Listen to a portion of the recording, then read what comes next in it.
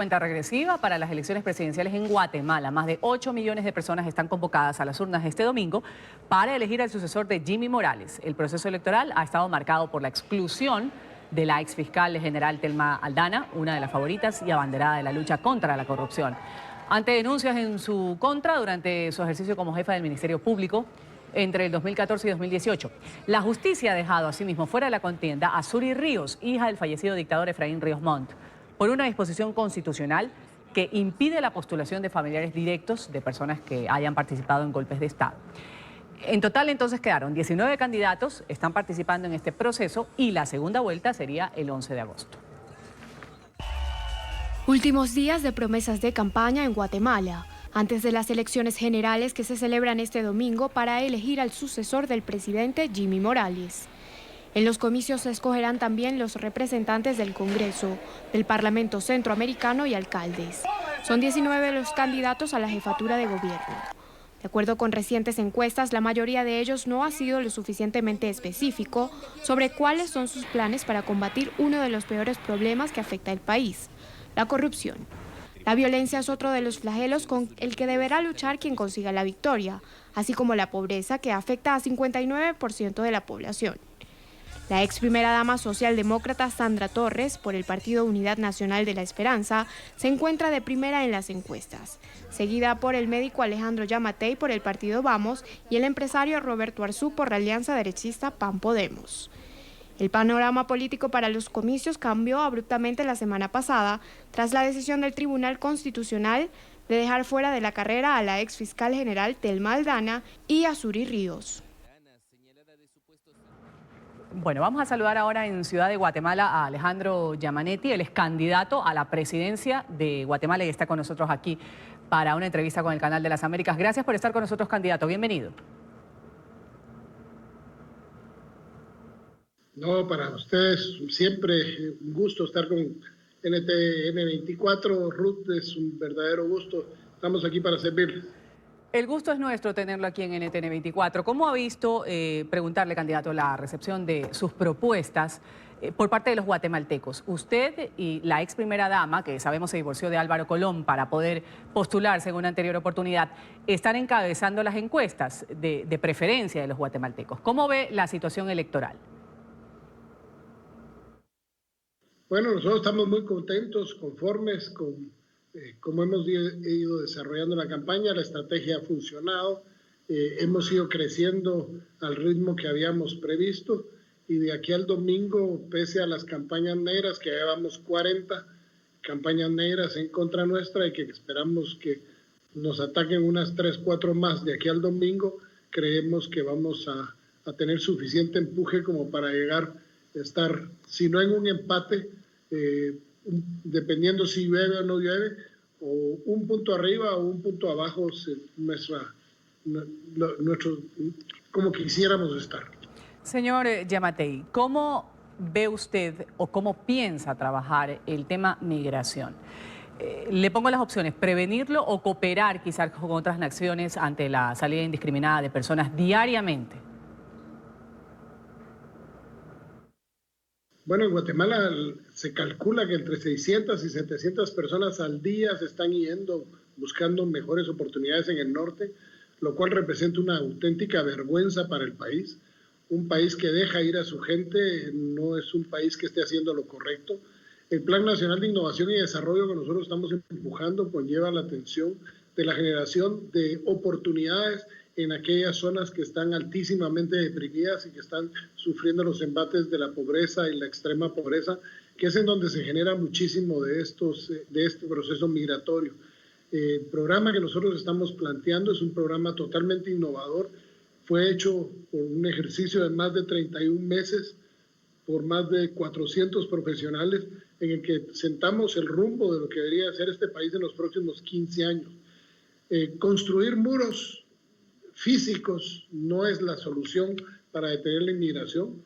Son construir muros económicos, muros de oportunidades, lo que deberíamos estar trabajando, y eso implica bajar la pobreza, la extrema pobreza, generando oportunidades de empleo, proporcionando educación, salud, acceso a la vivienda y algún nivel de seguridad que en muchas de estas regiones el problema de la seguridad no es tan grande, pero sí hay una ausencia del Estado y ha hecho que muchas de estas regiones fronterizas estén en manos del crimen organizado y el narcotráfico. Ahora, ¿cuál es su opinión con respecto a este despliegue de miembros de la Guardia Nacional de México en la frontera con su país? Se dijo también de que se podrían movilizar a tropas estadounidenses en la frontera. ¿Cómo ve esta medida del presidente de México, López Obrador, para evitar el alza o esta amenaza de los aranceles por parte de Estados Unidos? Bueno, yo creo que todos los países tienen el derecho de hacer lo que consideren necesario dentro de sus fronteras, pero yo siempre lo he dicho, incluso en conversaciones que sostuvimos informales con funcionarios que iban a ser del gobierno de López Obrador el año pasado antes de que tomaran posesión.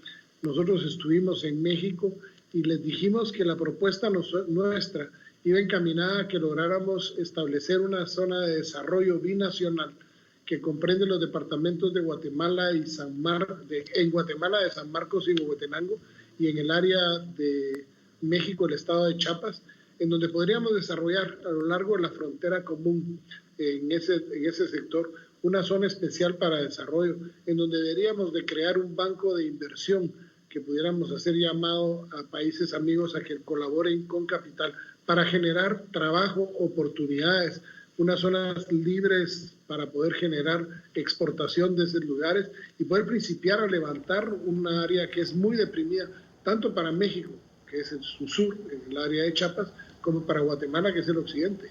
Estamos dialogando aquí en la mañana de NTN 24 con Alejandro Giammattei. Él es candidato presidencial. Este domingo pues se define quién va a suceder a Jimmy Morales. ¿Cómo vio usted la descalificación de Thelma Aldana de la carrera presidencial, quien además dijo que el pacto de corruptos estaba encabezado precisamente por el presidente Jimmy Morales?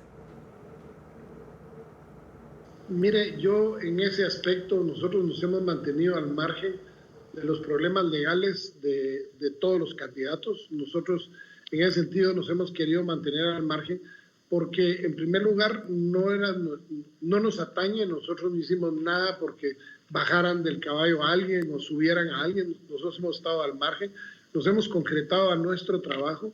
Si alguien tiene problemas con la justicia, los tiene que resolver, sabrá cómo lo resuelve.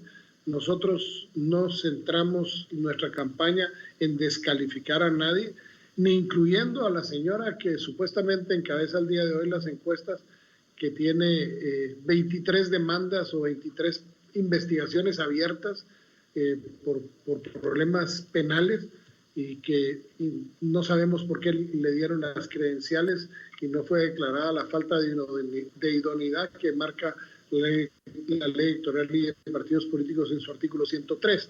Pero eso se lo dejamos a las autoridades. Nosotros nos hemos centrado en propuestas, porque creemos que la política de Guatemala, los guatemaltecos estamos cansados de ver cómo los políticos se tiran las ollas y los trastos en la cara y no se centran en propuestas. Al final lo que queremos es un gobierno que nos ayude a generar empleo, que detenga el problema de la inseguridad, que combata la maldita y asquerosa corrupción que hemos tenido en los gobiernos y que ha hecho que perdamos incluso hasta la fe de poder creer que Guatemala puede ser diferente, y eso hace que mucha gente migre. Nosotros tenemos un trabajo que hacer, es convencer al electorado, y no podíamos perder el tiempo pues descalificando a ninguna persona ni atacando a ninguna persona. Sí hemos sufrido ataques, hemos sufrido amenazas, pero sin embargo nosotros seguimos trabajando fuertemente y eso creo que nos ha ayudado muchísimo a convencer al electorado de que hay que renovar la forma de hacer política y no a la vieja usanza, como decimos aquí en Buen Chapín, de bajar el canasto y con lío de placeras no se resuelve absolutamente nada. Ahora, usted ha citado el tema corrupción. ¿Cuál es su propuesta puntual para combatir la corrupción que ha llegado hasta las más altas esferas en Guatemala? El presidente, por ejemplo, expresidente Otto Pérez Molina, preso, la familia de Jimmy Morales involucrada en actos de corrupción. Ese plan, en el pilar número 4, habla sobre cómo vamos a enfrentar el tema de la corrupción, cómo vamos a hacer que el gobierno electrónico sea un gobierno abierto, sujeto a la fiscalización pública. Yo he tenido la suerte de ser funcionario público varias veces, en muchos años de mi vida, he trabajado en iniciativa privada y hemos siempre sido reconocidos como una persona con una alta honorabilidad. y vamos a aplicar eso de medida que nuestros funcionarios no solo tengan que estar sujetos a la fiscalización pública, sino a una rendición de cuentas efectivas. Si nosotros no recobramos la confianza de la gente, demostrando el uso correcto de los recursos del Estado, la credibilidad no se va a poder ver reflejada en ese que tenemos que hacer, que es fortalecer la institucionalidad del Estado. Y podríamos correr el gravísimo riesgo de seguir socavando las bases de la democracia por la que tanto hemos luchado durante tantos años, incluso tantos muertos hubo en nuestro país producto del enfrentamiento armado buscando la democracia. Nosotros sabemos que tenemos que enfrentarnos a un sistema y vamos a corregir el sistema, porque el problema no solo es meter a la cárcel a los corruptos, el problema es que el sistema alienta la corrupción.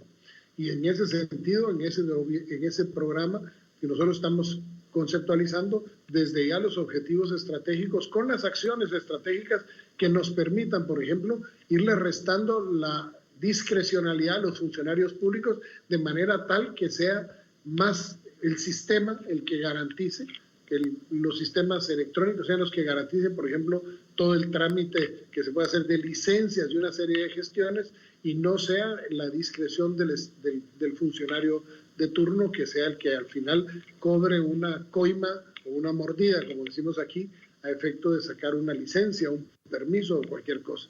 En Guatemala se cree que cerca de entre 12.000 y 20.000 millones de quetzales de un presupuesto de 90.000 millones al año se pierden en corrupción. Y eso incide dramáticamente en los índices de miseria y de pobreza y en el bajo crecimiento económico del país. Señor Yamatei, gracias por haber estado con nosotros. Alejandro Yamatei, él es candidato a la presidencia de Guatemala, ha estado en el canal de las Américas en NTN 24, deseando lo mejor para los guatemaltecos este domingo. Gracias. No, a ustedes muchísimas gracias. Gracias por esta invitación de buena mañana. Gracias a NTN 24 para Estados Unidos y América Latina. Un fuerte abrazo y un llamado a los guatemaltecos que puedan ir a votar a este domingo a las elecciones. Va a ser la primera vez que los migrantes puedan votar, que lo hagan por Vamos y que van a haber cambios en la política guatemalteca en relación a la protección de los derechos de los migrantes también en los Estados Unidos, porque vamos a institucionalizar la atención de los migrantes como debe ser. Que Dios me los bendiga. Muchas gracias.